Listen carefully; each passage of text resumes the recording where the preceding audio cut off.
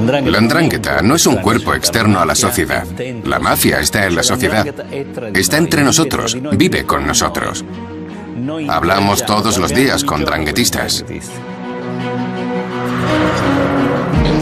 Hay miles de miembros de la 'ndrangheta en Calabria.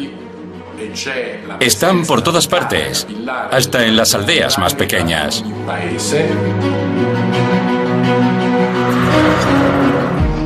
En nuestro pueblo de solo 8.000 habitantes, secuestraron a 18 personas en 15 años. Vivíamos siempre con miedo.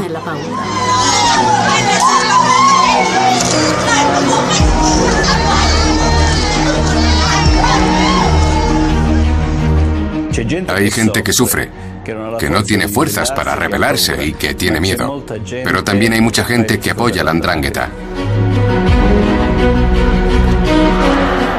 La lucha entre el Estado y el antiestado es una relación de fuerza permanente.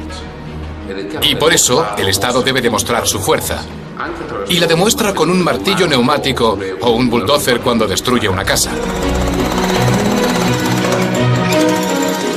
La 'ndrangheta es mucho más peligrosa y poderosa precisamente porque es menos conocida.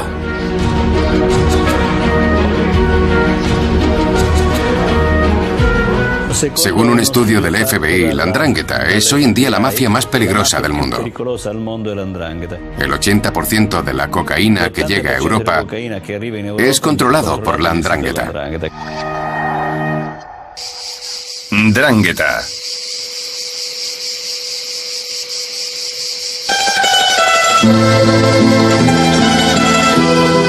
Es una tierra ingrata, árida, escabrosa. Calabria está dominada por el macizo montañoso de Aspromonte.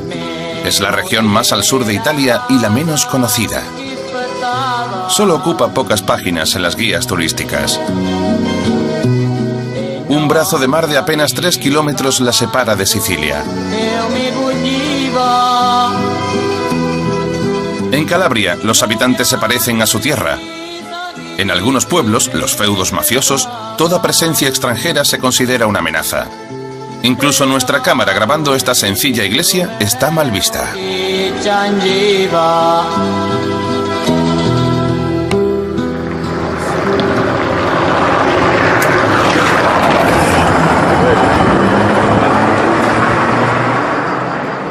Desde un punto de vista morfológico y geográfico, Calabria es una tierra de muy difícil acceso. Es difícil moverse por Calabria porque las carreteras no están bien comunicadas entre ellas. Los pueblos están aislados, los trenes no funcionan bien, las autopistas no están terminadas después de 20 años de trabajo. Solo hay 2 aviones al día a Roma y 2 a Milán.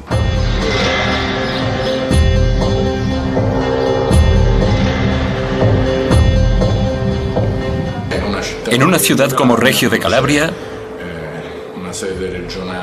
no hay sede de la RAI, la televisión pública italiana. Y tampoco hay una redacción regional de un periódico nacional. Y esa ausencia se paga. Calabria no es importante a nivel político. Es la región más pobre de Italia. No tiene el peso político de Sicilia o Campania. Y eso ha permitido que la 'ndrangheta se desarrolle en la sombra durante más de 100 años. La 'ndrangheta calabresa es menos conocida que la mafia siciliana, la Cosa Nostra, o que la mafia napolitana, la Camorra. Pero es más famosa que la cuarta mafia italiana, la Sacra Corona Unita, en Pula. La presencia de la 'ndrangheta en Calabria se remonta a más de 150 años. Originalmente estaba compuesta por grupos de bandoleros que usaban métodos brutales. En los años 70 empezó a organizarse, aumentó la extorsión y comenzaron a ganar dinero por medio de secuestros y rescates.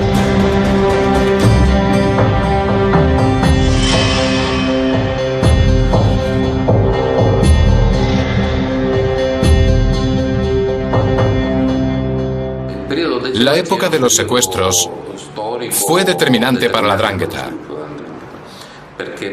Antes de ese periodo, en los años 70, la 'Ndrangheta estaba aceptada socialmente, pero no era muy poderosa.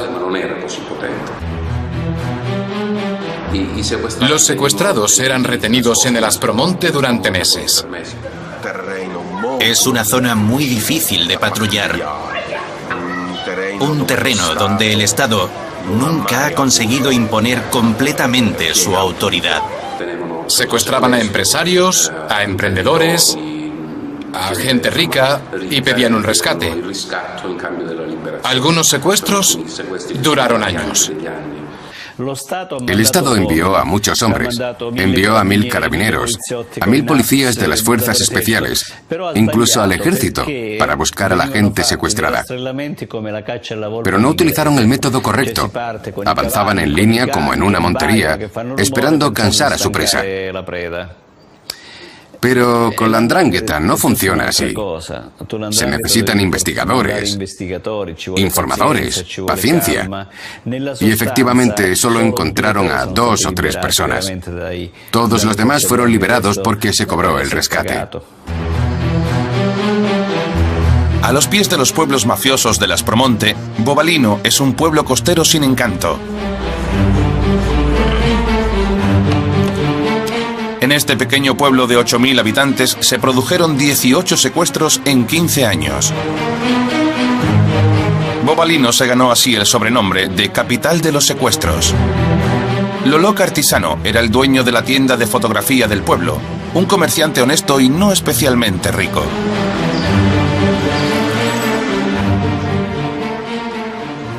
Mis padres regresaban a casa. Era la noche del 22 de julio de 1993. Mi padre bajó del coche y entonces aparecieron 5 o 6 personas encapuchadas y le ordenaron que volviera al coche amenazándole con pistolas. Se subieron con él y le llevaron hasta el campo no muy lejos de aquí.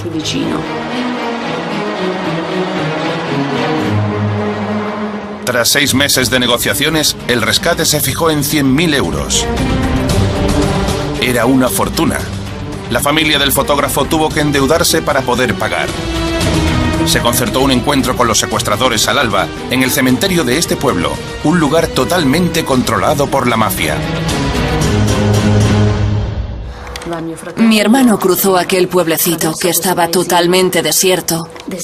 No había nadie en la calle porque todo el mundo sabía que esa mañana se iba a pagar el rescate. Una persona encapuchada le estaba esperando. Cogió la bolsa y le dijo a mi hermano: mañana por la noche tu padre estará en casa.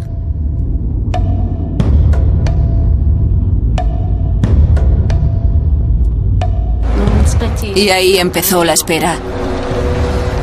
Esperas que suene el timbre y cuando llevas muchas horas esperando, empiezas a entender que tal vez no vuelva nunca. Pasaron días, semanas, meses, sin saber qué había ocurrido realmente. Entonces empezamos a hacer llamamientos a los periódicos, a las televisiones, preguntando por qué mi padre no había vuelto si habíamos pagado el rescate. Durante 10 años, Débora vivió sumida en la incertidumbre. ¿Por qué su padre no había regresado? ¿Había muerto o seguía con vida? En Bovalino, algunos habitantes valientes incluso se manifestaron en contra de la mafia. Y en 2003 llegó la respuesta. Después de haber enviado multitud de llamamientos a los secuestradores a través de los medios locales, Débora por fin recibió una carta anónima. Recibimos una carta de alguien que decía haber sido uno de sus secuestradores. Nos decía que él se había ocupado de mi padre y que su conciencia le atormentaba, que ya no podía mirar a sus hijos a los ojos. Escribió: necesito contar lo que hice. Estoy profundamente arrepentido y os pido perdón. Os suplico que me perdonéis. Y al final nos indicaba el lugar donde mi padre había sido enterrado. El secuestrador le dijo a Débora que su padre había muerto accidentalmente justo antes de su liberación y le indicó el lugar donde su cuerpo fue enterrado. fue aquí, bajo la famosa roca de Pietracapa. La policía empezó a excavar con palas y después siguieron con las manos porque notaron algo duro y no querían arriesgarse a estropear los restos. Entonces encontraron un hueso y comprendimos que habían encontrado a mi padre.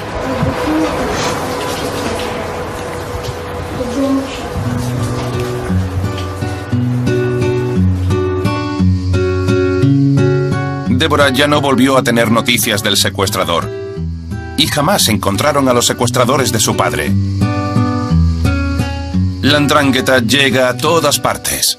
En toda Italia, las familias ricas viven aterrorizadas. La mafia sigue secuestrando a sus víctimas, más de 150 secuestrados que son conducidos durante la noche a sus escondites en el macizo de l'Aspromonte.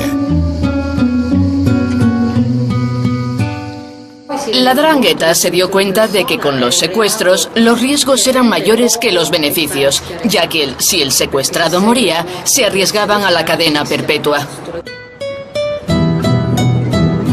A principios de los años 90, los secuestrados ya no eran rentables para la mafia calabresa y buscaban nuevas oportunidades. Observaba con celos a su prima siciliana, que acumulaba fortunas gracias a la droga. Pero en Sicilia, la Cosa Nostra cometió muchos errores. Y su deriva criminal le dio a la 'ndrangheta la oportunidad que esperaba. En los años 90, toda Italia estaba conmocionada por los efectos de la violencia de la mafia siciliana, la Cosa Nostra. Durante 10 años, Sicilia estuvo sumergida en un baño de sangre. La mafia liberó una feroz guerra contra todos sus adversarios. Los cadáveres se contaban en miles. La mafia no dudaba en asesinar a políticos y jueces en sangrientos atentados.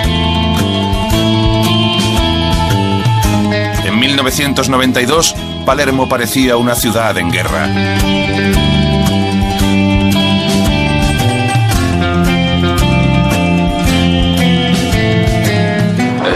Enviaron a los mejores policías y a los mejores magistrados a Sicilia para luchar contra la mafia siciliana. Y durante ese periodo, la mafia calabresa se desarrolló. La 'ndrangheta aprovechó esa atención y concentración de las fuerzas del orden sobre la Cosa Nostra y se fortaleció mucho. El Estado cometió un gran error de evaluación. El gobierno de la época tiene una gran responsabilidad. Mientras Italia tenía la vista fijada en Sicilia, la 'ndrangheta comenzó su ascensión en silencio en el seno del crimen organizado internacional, apoderándose del tráfico de cocaína.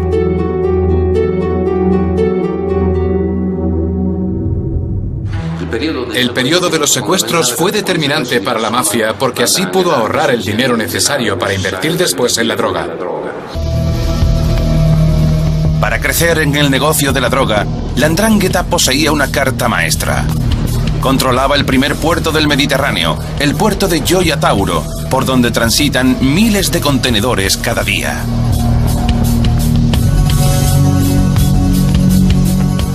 Es el puerto de contenedores más grande del Mediterráneo.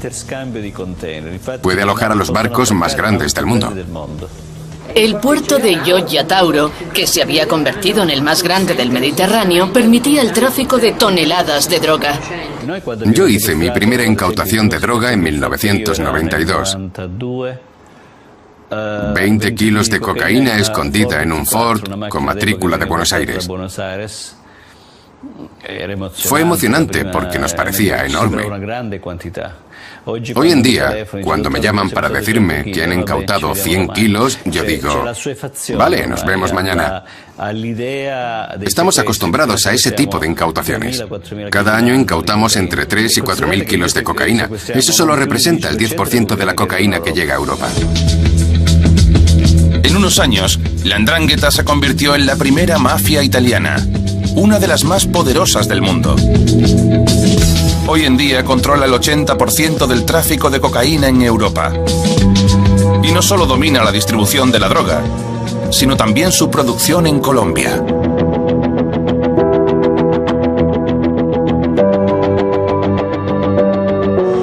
Están en contacto con las organizaciones terroristas paramilitares colombianas, tanto de derechas como de izquierdas, como las FARC. Los hombres de la 'Ndrangheta operan en el corazón de Colombia, en zonas donde ni el ejército se atreve a entrar. Eso demuestra la relación de confianza que tiene la 'Ndrangheta con los narcotraficantes. Los estadounidenses han puesto a la 'Ndrangheta en su lista negra porque la consideran la mafia más poderosa y peligrosa que trabaja en Estados Unidos en este momento, precisamente porque es dura e impenetrable. ¿Por qué la 'Ndrangheta es la menos vulnerable de todas las organizaciones criminales internacionales? Porque todo se basa en los vínculos de sangre. Unos vínculos muy sólidos.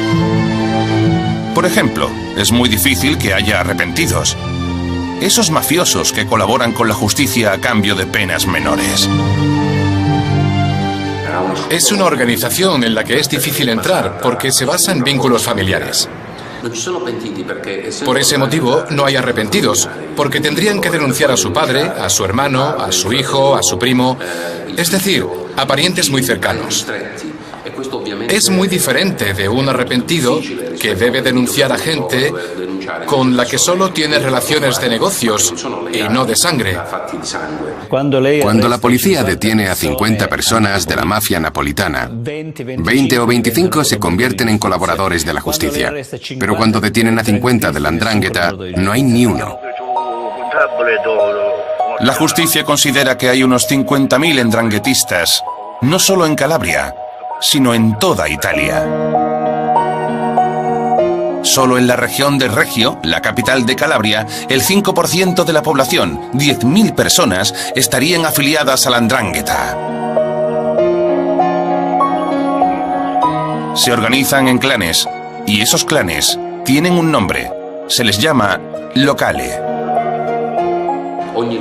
Cada locale tiene su propio territorio y posee una gran autonomía sobre los negocios que se hacen en ese territorio, pero deben respetar las normas universales de la 'Ndrangheta. La 'Ndrangheta posee un Estado Mayor que se llama el Crimine. Es un órgano que se renueva cada año y cuya composición refleja las diferentes sensibilidades y las relaciones de fuerza que existen en el seno de la organización mafiosa.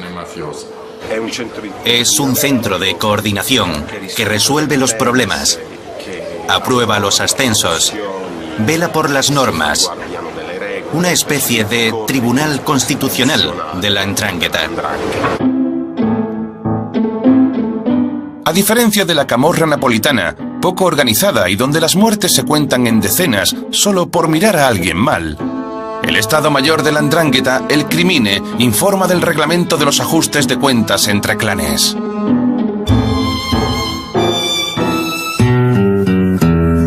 El Crimine suele reunirse aquí, en este santuario situado en pleno macizo de las Promonte.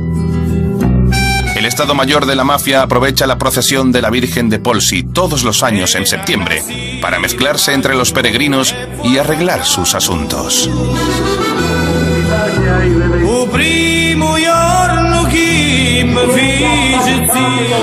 La Virgen de Polsi es un referente para la 'Ndrangheta, tanto desde el punto de vista cultural como geográfico. El Estado Mayor de la 'Ndrangheta se reúne ahí por una razón muy sencilla. Está en el corazón de las Promonte. Es un lugar central y fácilmente accesible para todo el mundo. Polsi se convirtió en el punto de encuentro para intercambiar información, para reunirse o para autorizar la implantación de una nueva familia en el extranjero. Allí hablan y deciden las estrategias comunes, aunque en realidad el poder sigue en manos de los locales. En 2009, la policía llenó el santuario de cámaras y por primera vez consiguieron grabar una reunión del Crimine donde los mafiosos le recordaban a su nuevo jefe las normas de la organización.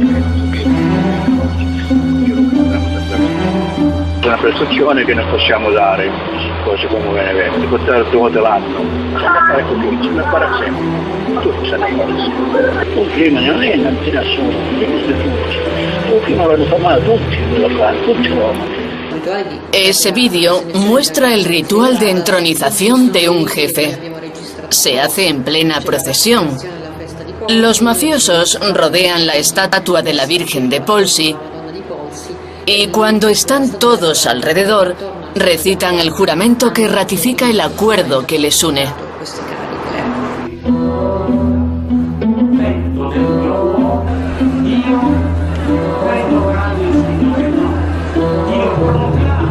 Y todo eso también tiene un significado religioso, porque, paradójicamente, la 'Ndrangheta, como las otras mafias, pretende gobernar en nombre de Dios y del pueblo, cosa que no les impide infringir después las leyes de Dios, pero para ellos eso es un detalle sin importancia. Para entrar en la organización mafiosa, también hay que someterse a un rito perfectamente organizado.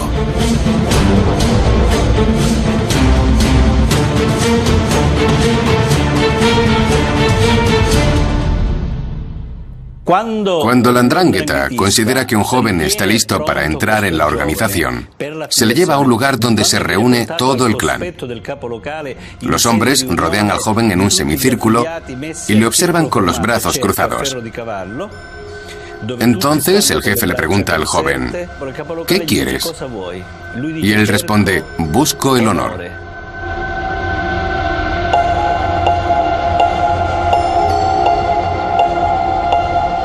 Entonces empieza un diálogo entre los dos alrededor de una vela encendida.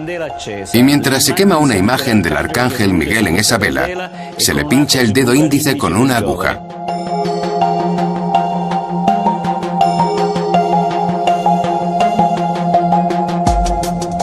Entonces, cuando una gota de sangre cae sobre la imagen mientras se consume, el jefe le dice al joven, arderás como esta imagen si traicionas a la organización. A partir de ahora, solo existe la 'Ndrangheta. Si es necesario, estarás preparado para matar a tu padre, a tu madre o a tu hermano. Y entonces el joven jura, en ese momento deja de ser hombre libre.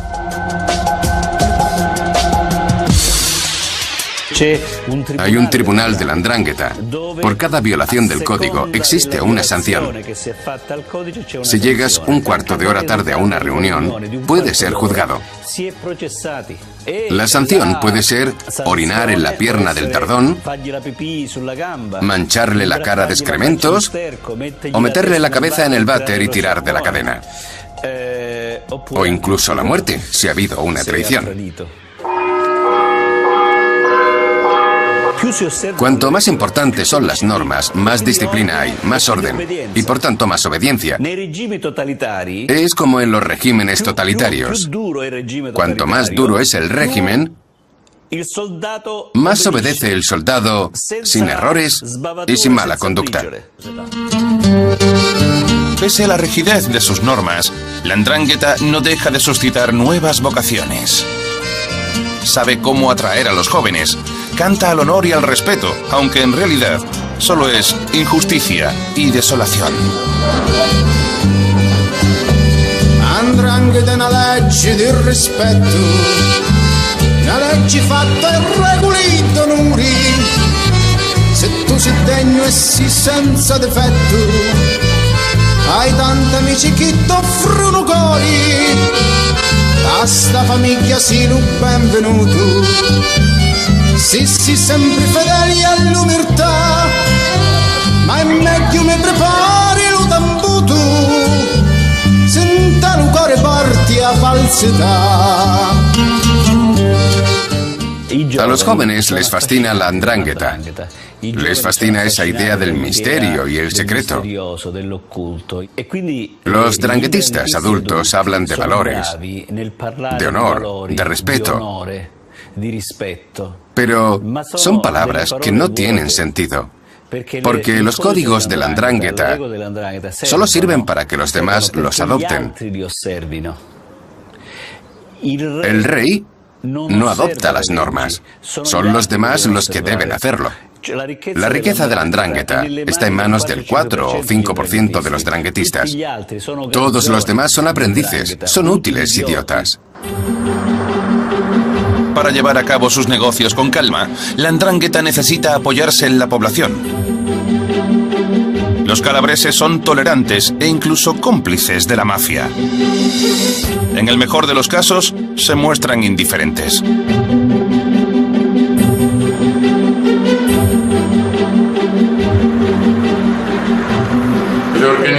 Las organizaciones mafiosas son fuertes mientras tengan un poder de control sobre su propio territorio. Y la clave de ese poder es el consenso. Consenso significa que controla una gran parte de la sociedad. Hay incluso pueblos en los que la entrada de una persona de fuera es inmediatamente señalada. Y eso nos dificulta mucho la investigación. La transcripción de una escucha telefónica entre dos mafiosos ayuda a comprender cómo gestionan su relación con la población.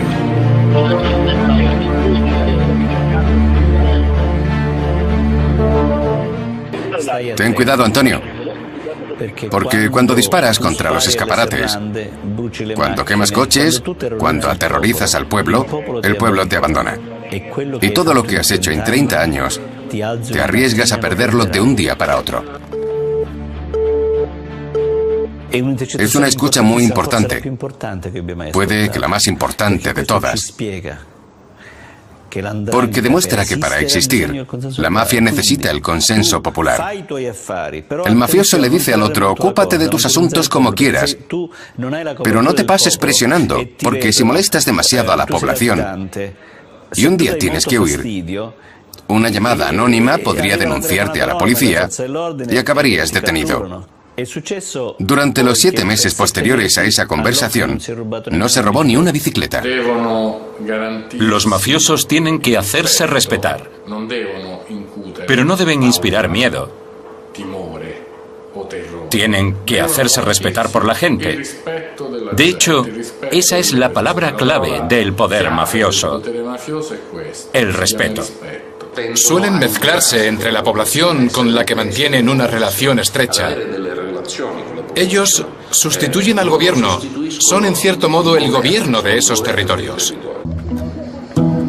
Con una tasa de desempleo cercana al 40% y una población pobre a la que el Estado no ofrece ninguna esperanza, la 'ndrangheta ha ocupado el lugar que han dejado vacante los poderes públicos. El Estado ha sido sustituido por un antiestado. El jefe de la mafia puede dar respuestas que un alcalde no puede dar. Para solucionar el paro, por ejemplo, la 'ndrangheta es más eficaz que las instituciones. Si hay que arreglar una carretera, por ejemplo, un alcalde sin medios no puede hacer gran cosa. En ese caso se ocupa el jefe de la mafia local, que contrata a 4 hombres para que arreglen la carretera. Y entonces, cuando llegue el momento de votar, cuando sean las elecciones, esos 4 padres de familia recordarán ese favor y votarán por el candidato elegido por el jefe de la mafia. Eso es el consenso. El jefe, el capo de la mafia, controla los mercados públicos del pueblo. Pero también ayuda si alguien tiene que ir al hospital y tiene problemas económicos. Solo hay que dirigirse al jefe para que le ayude. Si necesitas trabajo, acudes al jefe. Es un sistema, una organización que ha sustituido al Estado. Cuando se comprende eso, se comprende la cultura y la mentalidad mafiosa. Pero la gente no es tonta. La 'ndrangheta no regala nada. Su aparente generosidad, esa falsa tranquilidad que promete a todo el mundo, tiene un precio: el pizzo, el impuesto mafioso. En Calabria, hasta la empresa más pequeña está sometida a esa extorsión. Para trabajar aquí, o tienes una empresa controlada por la mafia, o tienes que pagarle a la mafia. El pizzo no lo pide gente que se presenta con la cara tapada. Son familias a las que todo el mundo conoce. Con nombre y apellidos, incluso la policía sabe quiénes son, no es un misterio. Te piden el pizzo y tienes que pagar, tienes que estar en regla, debes pagar tus impuestos. Antonino De Masi es natural de un pueblo cerca del puerto de Gioia Tauro. Dirige una empresa familiar de maquinaria agrícola. Desde hace más de 20 años se niega a pagar ese chantaje y vive bajo escolta policial las 24 horas del día.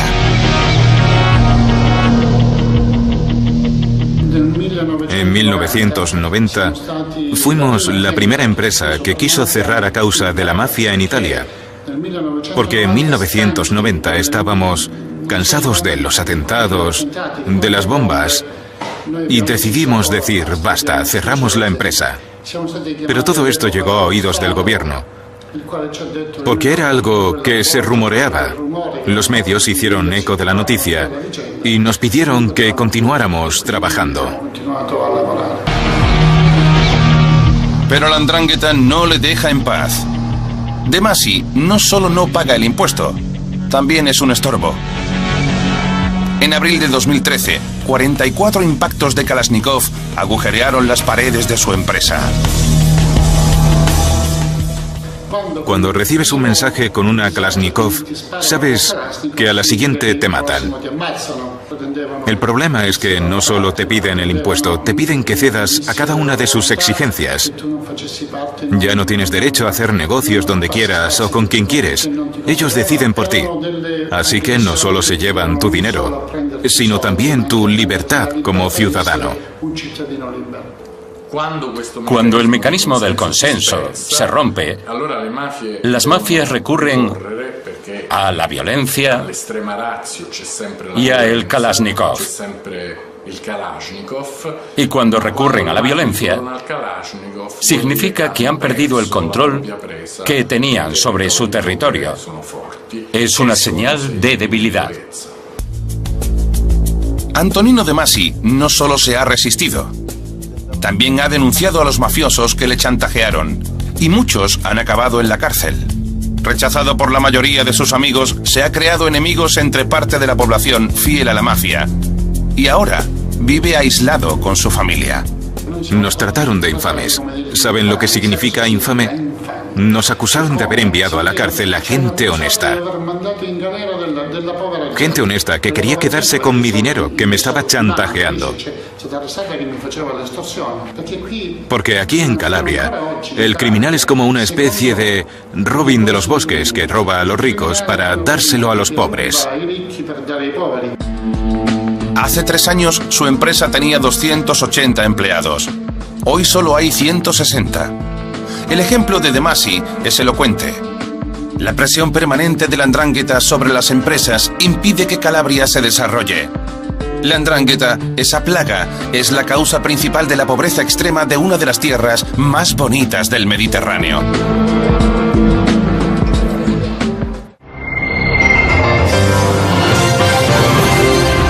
C'est un règlement de compte entre membres de la mafia calabraise qui a tourné au massacre en Allemagne à Duisburg. 6 Italiens de 16 à 39 ans ont été abattus d'une balle dans la tête.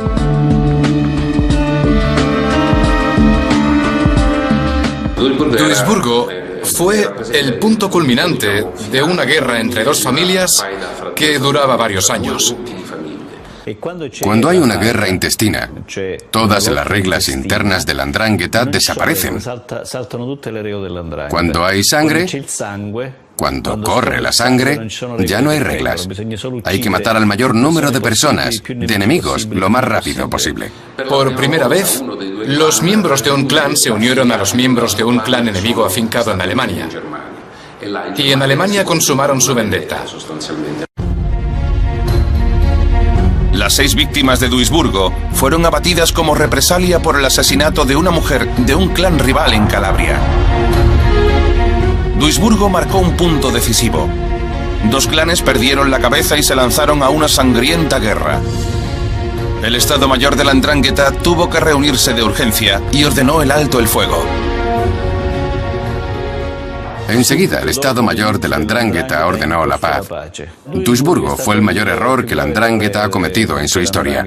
Siempre había intentado ser lo más silenciosa posible, intentando fundirse en la sociedad. Tras la matanza de Duisburgo, el foco se centró en Calabria. Los policías más duros, los mejores magistrados, se movilizaron. Los resultados de sus investigaciones fueron aterradores. Descubrieron que la mafia calabresa se había implantado en todos los rincones del planeta. Una investigación nos llevó a 9 países diferentes: Perú, Uruguay, Brasil, Colombia, Alemania, Bélgica, Países Bajos, España, Portugal y Montenegro. Allí vimos cómo se había ramificado la 'Ndrangheta y cómo se había implantado en todas partes. Se me olvidaba Inglaterra también. En todo el mundo había clones de la organización. En Melbourne, Australia, había un locale de 'Ndrangheta que era el mismo que hay en San Luca. Era como el McDonald's. Pero la 'Ndrangheta no solo controlaba el crimen organizado, también supo invertir su tesoro de guerra en la economía legal. Todos los sectores estaban infiltrados: el inmobiliario, las finanzas, las telecomunicaciones, la energía. Según algunas fuerzas, poseía casi el 3% del gigante mundial del gas, Gazprom. Según un estudio del FBI, la 'Ndrangheta es la mafia más peligrosa del mundo, porque es la única que está presente en todos los continentes. Pero los órganos vitales de la organización criminal jamás se han movido. Siguen en Calabria. En el terreno, la persecución se intensifica. La organización está bajo presión. La impunidad de la que había gozado durante años se resquebraja. Los grandes capos tienen que esconderse. Los altos mandos de la organización tienen que quedarse en su territorio, porque si no lo están, si no permanecen en su territorio, podrían quitarles el poder. Por eso, todas las familias construyeron los escondites, para que no les detuvieran. Cada dranguetista se construyó 1 o 2 búnkers. Muchas veces, cuando construían la casa, construían automáticamente un búnker. Mafia Búnker. Parece el título de una película. Y parece una película. Estos son algunos de los búnkers que descubren cada día las fuerzas del orden.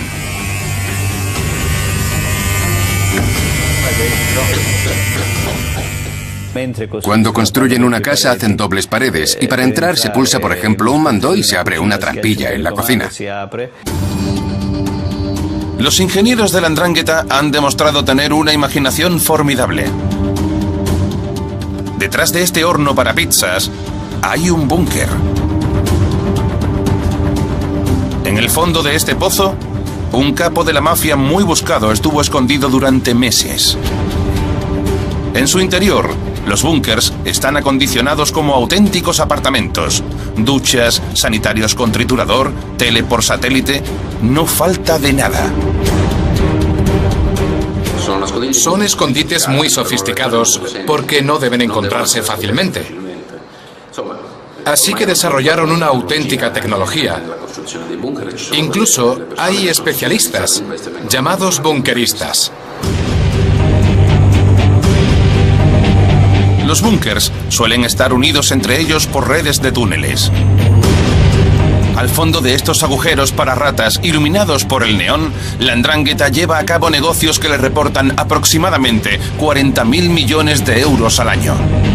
Representa el 3% de la economía italiana, o incluso el PIB de un país como Eslovenia.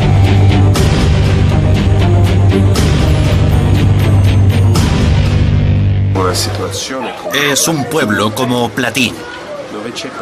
Hay literalmente otro pueblo subterráneo. Hay decenas de búnkeres unidos por galerías que son en realidad el sistema de alcantarillas. Podría decirse que bajo el pueblo de Platì, la 'Ndrangheta ha construido un pueblo paralelo que incluso refleja el organigrama de la organización. Encontramos la casa del capo, por ejemplo, rodeada de sus subordinados. Es surrealista. Para desalojarlos, las fuerzas antimafia movilizaron a los medios militares. Organizaron operaciones de choque llamadas Blitz. Aquí, la unidad de élite de los carabineros está haciendo una redada en la propiedad de un conocido mafioso. El hombre de rojo que vemos en la imagen. Es la cuarta vez que los carabineros vienen a esta casa en 6 meses. Ya han descubierto 3 búnkeres. Hoy buscan droga y armas.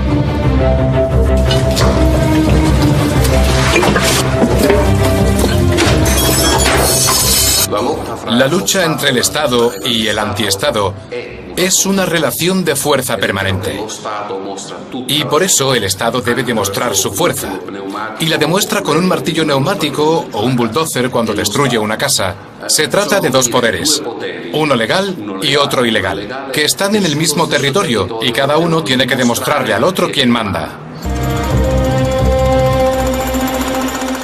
Sin miramientos, los carabineros destrozan conscientemente y a golpe de martillo neumático una cocina entera en busca de escondites.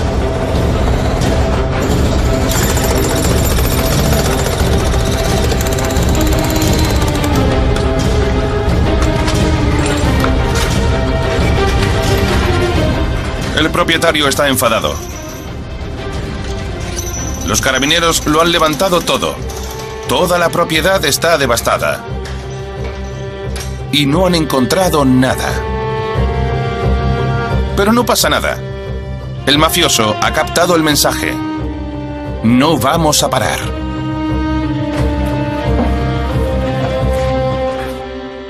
Nosotros llevamos décadas luchando contra la 'ndrangheta.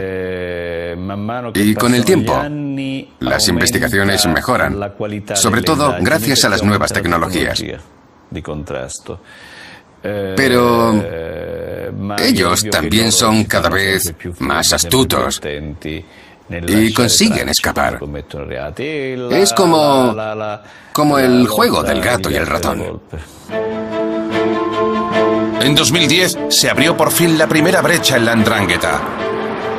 Fue aquí, en la pequeña ciudad de Rosarno. 14.000 habitantes y mafiosos en todos los rincones.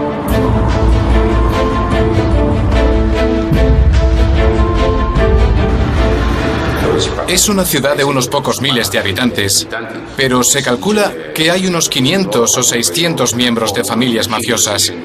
Es un porcentaje muy alto.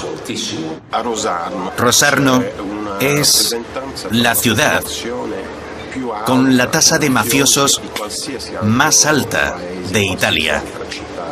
Estamos, en cierto sentido, en el centro del poder mafioso. Rosarno está controlada por el clan Pesce, que se ha apropiado de la ciudad. No se construye nada sin su autorización. No se abre ninguna tienda sin su permiso. Ninguna transacción comercial se libra de su extorsión. Por no hablar de la rutina. Asesinatos, drogas, armas y tráfico de todo tipo. Es una familia muy grande que ha creado vínculos con muchos otros clanes. Podría decirse que es la clásica familia de la 'ndrangheta que lleva gestionando la ciudad 50 años. Controla, o más bien controlaba, toda la actividad comercial y, por tanto, todo el sector del trabajo. En Rosarno, si querías trabajar, debías pedirle permiso a los Pesce. Y si los Pesce no te querían allí, tenías que irte. Toda la ciudad estaba en sus manos. A la cabeza del clan, Vincenzo Pesce. Es una de las figuras centrales de la 'ndrangheta. Un auténtico ejército de 1.500 mafiosos le obedecía sin rechistar. Vincenzo llegó a lo más alto del Estado Mayor de la 'ndrangheta, el Crimine.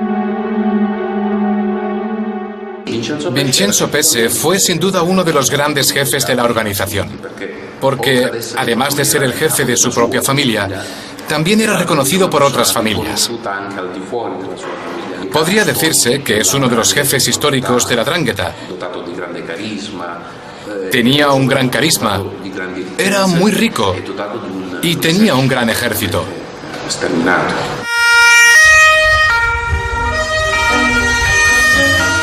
En 2010, Una de las mayores operaciones organizadas contra la 'ndrangheta golpeó al clan de los Pesce en Rosarno. ¡Carabineros! 64 mafiosos fueron detenidos. Entre ellos, los primos de Vincenzo, sus cuñados y también sus mujeres. Pero la auténtica presa de la operación fue el propio padrino, Vincenzo, el capo intocable, encarcelado como un burdo atracador.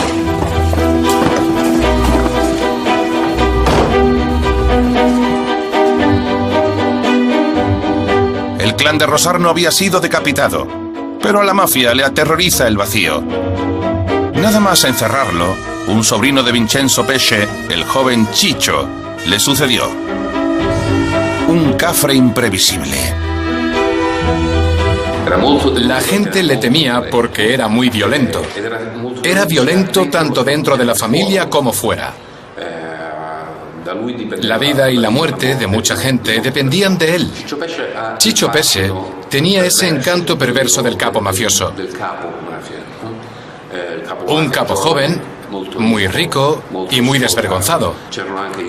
Había muchos padres que esperaban que su hija fuera elegida por el jefe.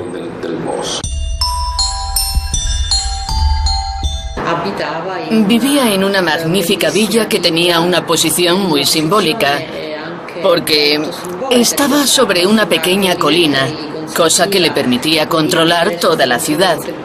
Se hacía muy evidente el contraste entre la pobreza de los alrededores y la riqueza de esa casa, que tenía además un interior muy lujoso y elegante.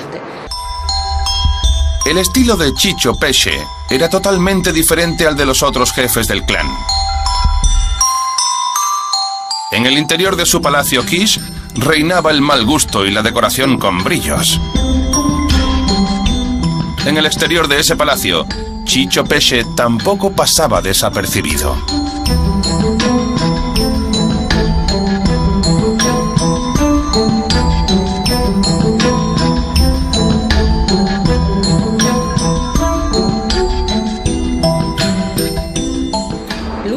Ciccio Pesce era de los que más demostraba su riqueza. Su padre solía enviarle advertencias desde la cárcel. Le decía que no se dejara ver tanto, que utilizara coches más discretos, porque le encantaban los 4x4. Solía pelear mucho con su padre. También le encantaba el fútbol, financiaba el equipo local donde jugaba y se proclamó capitán. Eso tampoco le gustó nada a su padre. Pensaba que le hacía demasiado visible.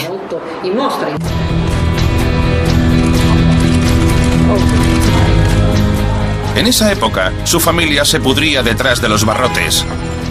La justicia no soltaba a nadie. Los hijos de su prima Giusy, que aquí vemos cómo intenta ocultar su rostro, fueron a vivir con una familia de acogida. Y ella no soportaba esa separación.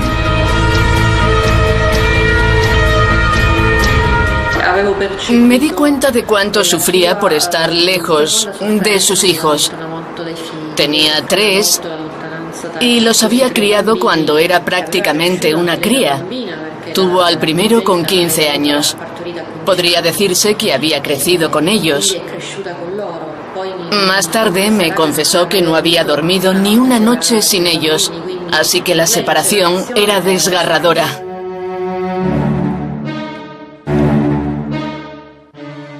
Quería encontrar la manera de volver a estar con sus hijos. Y si eso significaba tener que acusar a sus parientes más cercanos, porque las relaciones mafiosas son también familiares en la 'ndrangheta, me dijo que estaba preparada para hacerlo. Giusy Pesce provocó un seísmo, traicionó a la 'ndrangheta. Fue la primera mujer de la mafia calabresa que colaboró con la justicia, que se convirtió en arrepentida. Contó todo lo que sabía de los negocios de su familia a cambio de una nueva identidad y de una nueva vida con sus hijos.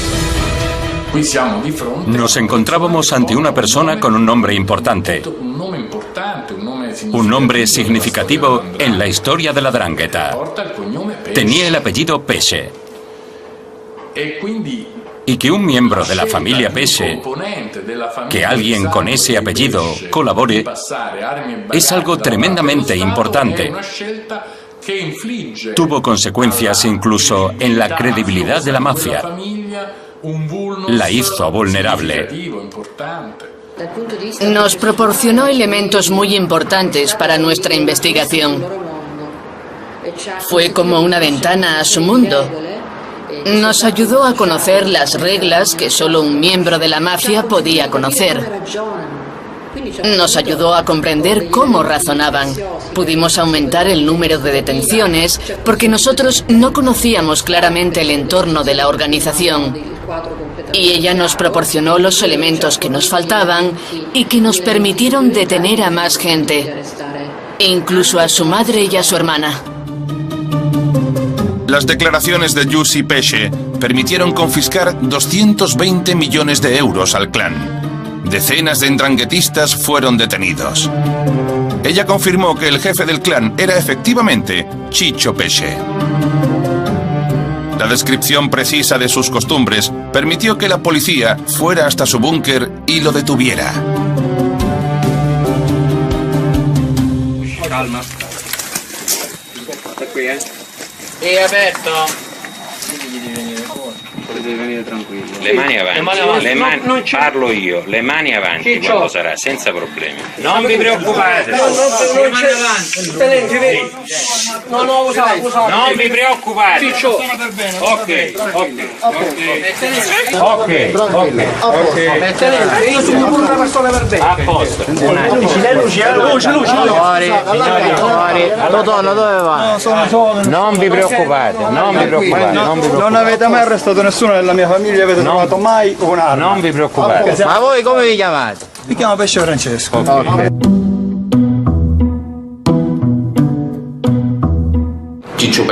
Ciccio Pesce también tenía una serie de búnkeres en los que podía esconderse. Fue detenido en uno de ellos, que estaba situado bajo un gallinero. Prácticamente vivía allí, encerrado, y no salía casi nunca.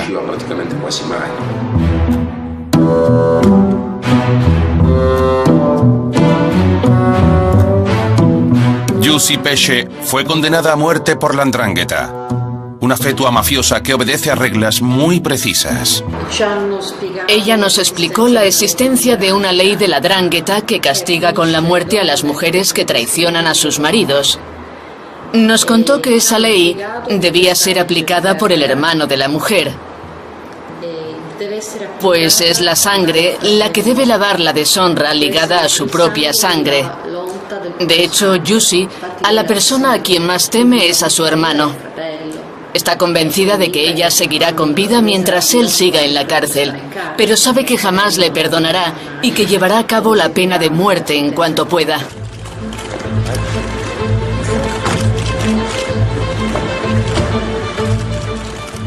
Jussi mandó un mensaje muy fuerte.